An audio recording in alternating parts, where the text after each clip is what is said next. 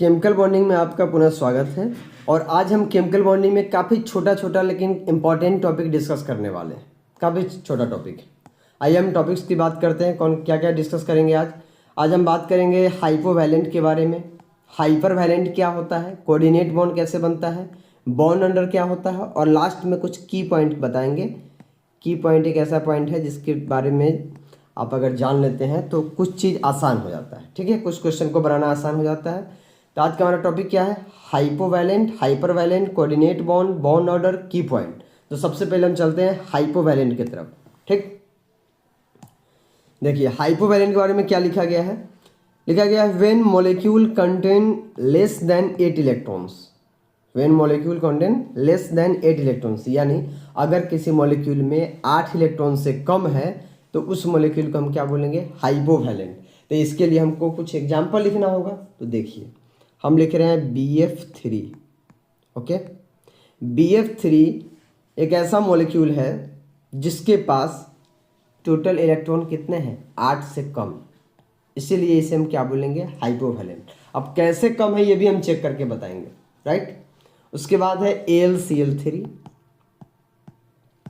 उसके बाद है AlCl3, राइट। इसमें BF3 आ गया। BF3 के बाद कौन आया, एक सेकेंड, इसको हम एक बार इरेज करके अच्छे से लिख देते हैं, AlCl3, राइट। उसके बाद जैसे में आप ले सकते हैं AlBr3, उसके बाद AlH3 भी लिख सकते हैं, और कुछ एग्जांपल जैसे कि BCl2 भी लिख सकते हैं।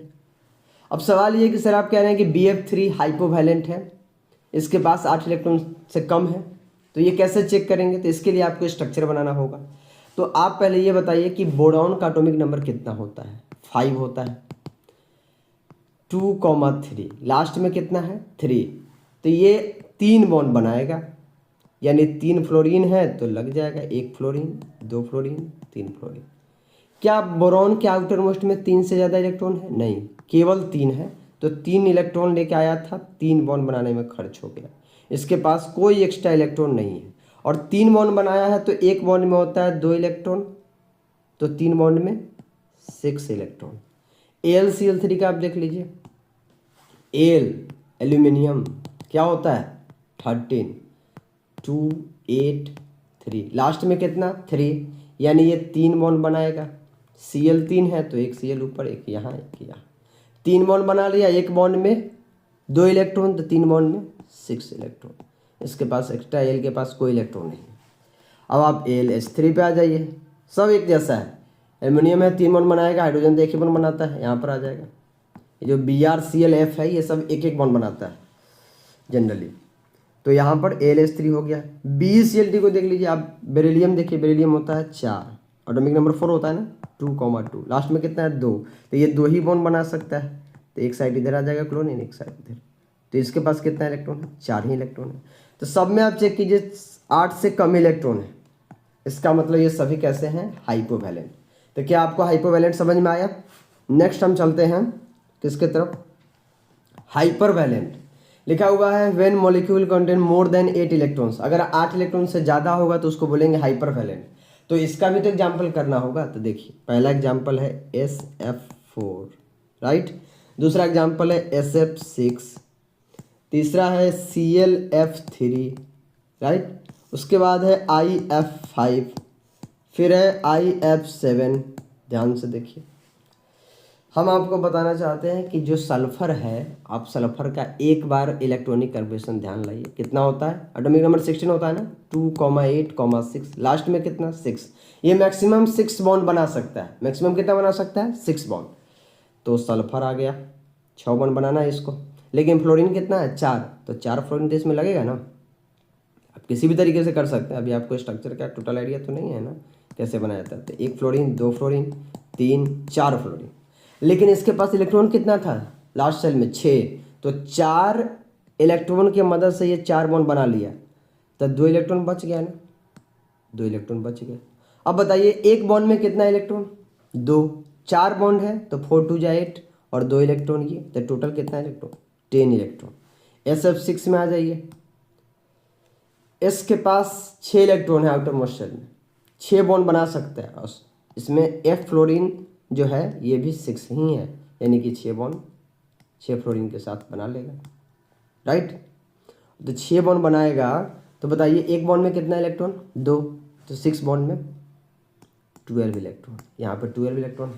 ClF3 में देख लीजिए, Cl जो है इसका एटॉमिक नंबर 17 होता है, 2, 8, 7, लास्ट में 7, यानी कि मैक्सिमम ये 7 बॉन्ड बना सकता है, कितना, 7। तो उस हिसाब से देखा जाए तो ClF3 में कितना इलेक्ट्रॉन होगा, 7 बॉन्ड बना सकता है। 3 फ्लोरीन आया है तो 3 ही बॉन्ड बनाया है, तो इलेक्ट्रॉन कितना बच गया होगा, 7 में से 3 इलेक्ट्रॉन खर्च हुआ 3 बॉन्ड बनाने में, तो 4 इलेक्ट्रॉन बचा, तो इसके पास 2 लोन पेयर हुआ। कितना लोन पेयर है, 2 लोन पेयर है, तो 4 इलेक्ट्रॉन ये, और 3 बॉन्ड में टोटल इलेक्ट्रॉन कितना होगा, 2, 2, 2, कितना, 6, तो 6 and 4 10 इलेक्ट्रॉन आ गया ClF3 में। उसी तरह अगर आप IF5 में देखिएगा तो आयोडीन 7 बॉन्ड मैक्सिमम बना सकता है, तो इसमें आपका टोटल इलेक्ट्रॉन आ जाएगा, आप स्ट्रक्चर बना के चेक कर लीजिएगा, 12 इलेक्ट्रॉन आएगा। एंड IF5 में और IF7 में आ जाएगा कितना, 14 इलेक्ट्रॉन आ जाएगा। तो सब में 8 इलेक्ट्रॉन से ज़्यादा आ रहा है, तो सभी किस कैटेगरी में आएंगे, हाइपर वैलेंट की कैटेगरी में, राइट। तो हाइपोवैलेंट भी समझ में आ गया, हाइपर वैलेंट भी समझ में आ गया। अब हम नेक्स्ट चलते हैं किधर, कोऑर्डिनेट बॉन्ड। कौन सा बॉन्ड, कोऑर्डिनेट बॉन्ड। अब कोऑर्डिनेट बॉन्ड बहुत ही आसान है, क्या लिखा हुआ है, it is formed by unequal sharing of electron. जब इलेक्ट्रॉन का इक्वल शेयर ना हो, जैसे देखिए ए है, ए अपने पास 2 इलेक्ट्रॉन लेके बैठा हुआ है, अब बी आ गया बिना अपने इलेक्ट्रॉन के ही, तब ए ने क्या किया कि अपना इलेक्ट्रॉन एक दिया, तो जो देता है इधर से एरो चलता है और इधर की तरफ एरो होता है, डायरेक्शन इधर इधर की तरफ है, बी की तरफ है, यानी कि बी को दे रहा है। अब इसी चीज़ को दिखाने का एक तरीका है कि जो देगा उसके ऊपर प्लस और जो लेगा उसके ऊपर माइनस, तो ये भी एक कोऑर्डिनेट बॉन्ड है, ये भी एक कोऑर्डिनेट बॉन्ड। और अनइक्वल शेयरिंग कैसे हुआ, क्योंकि इसने शेयर नहीं किया, इसी ने केवल इलेक्ट्रॉन दिया, इसने कोई शेयर नहीं किया, इसलिए अनइक्वल शेयरिंग हो गई। अगर दोनों एक एक देता तो इक्वल शेयरिंग, लेकिन यही केवल एल्यूमिनियम ही ए ही दिया है, इसलिए क्या हो गया, अनइक्वल शेयरिंग। दोनों देता तो हो जाता है इक्वल। तो कोऑर्डिनेट बॉन्ड को हम दोनों तरीके से दिखा सकते हैं, ये भी एक कोऑर्डिनेट बॉन्ड है एंड ये भी एक कोऑर्डिनेट बॉन्ड है। जो देता है उस पर प्लस, जो लेता है उसके ऊपर क्या आएगा, माइनस। समझ में आया। तो कोऑर्डिनेट बॉन्ड कैसे बनता है ये क्लियर हो गया। तो कहीं भी कोऑर्डिनेट बॉन्ड अगर होगा तो आप चेक कर सकते हैं, राइट। तो कोऑर्डिनेट बॉन्ड के बारे में ज़्यादा इन्फॉर्मेशन अभी नहीं दी है, केवल इतना ही बताया कि कैसा होता है, कैसे बनता है। अब हम बात करेंगे बॉन्ड ऑर्डर। बॉन्ड ऑर्डर के बारे में सिंपल बात हम बताने वाले हैं जो पता होना ही चाहिए। क्या है, number of covalent bond between 2 atoms. 2 atom के बीच में जितना कोवैलेंट बॉन्ड होगा उतना ही उसका होता है बॉन्ड ऑर्डर। काफ़ी आसान है। तो बताइए H यानी कि H2 है, तो इसके अंदर कितना बॉन्ड है, एक ही बॉन्ड है, तो इसका बॉन्ड ऑर्डर 1। जितना बॉन्ड होगा उतना ही बॉन्ड ऑर्डर।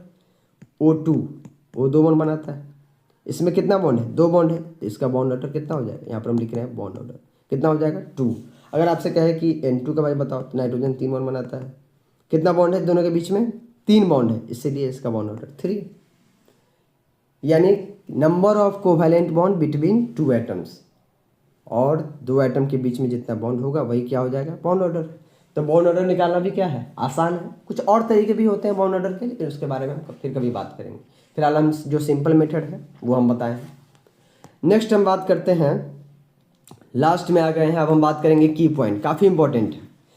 इसमें लिखा हुआ है मैक्सिमम वैलेंसी, मतलब ये कि बेरिलियम का मैक्सिमम वैलेंसी 2 ही होता है, बोरॉन का 3 होता है, कार्बन का मैक्सिमम वैलेंसी 4 हो सकता है, नाइट्रोजन का 3 हो सकता है, ऑक्सीजन का 2 हो सकता है, एंड फ्लोरीन का 1 होता है, राइट। और नीचे लिखा हुआ है कि मैग्नीशियम का वैलेंसी जो है मैक्सिमम वो 2, एल्यूमिनियम का 3, सिलिकॉन का 4, लेकिन फास्फोरस का कितना, 5।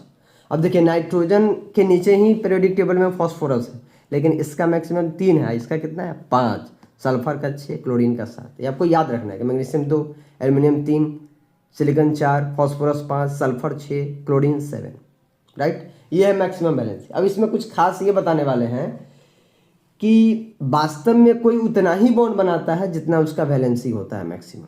मतलब बेरिलियम वास्तव में 2 ही बॉन्ड बनाएगा मैक्सिमम रियलिटी में, बोरॉन वास्तव में 3 ही बनाएगा क्योंकि उसका मैक्सिमम वैलेंसी 3 है, कार्बन वास्तव में 4 ही बना सकता है, नाइट्रोजन 3 ही बना सकता है, ऑक्सीजन 2 ही बना सकता है, फ्लोरीन 1 ही बना सकता है।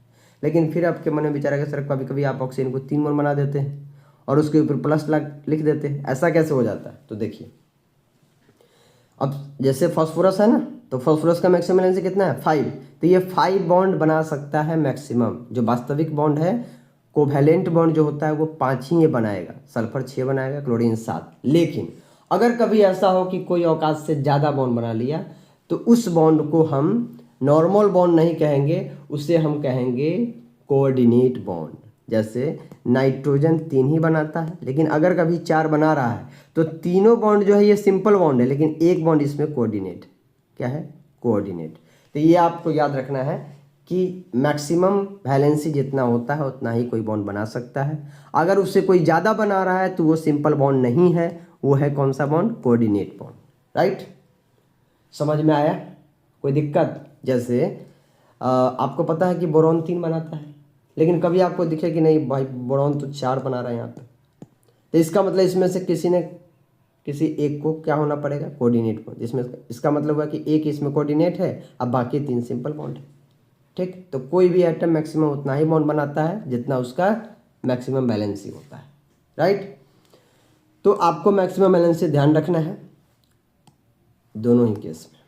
राइट, बाकी पीरियोडिक टेबल जब हम डिस्कस करेंगे डिटेल में तो उसमें भी बताएंगे किस फैमिली से कौन आता है, कौन कितना बॉन्ड बना सकता है। राइट, तो ये टॉपिक हो गया ख़त्म। Okay, thank you so much. Right, मिलते हैं नेक्स्ट लेक्चर में।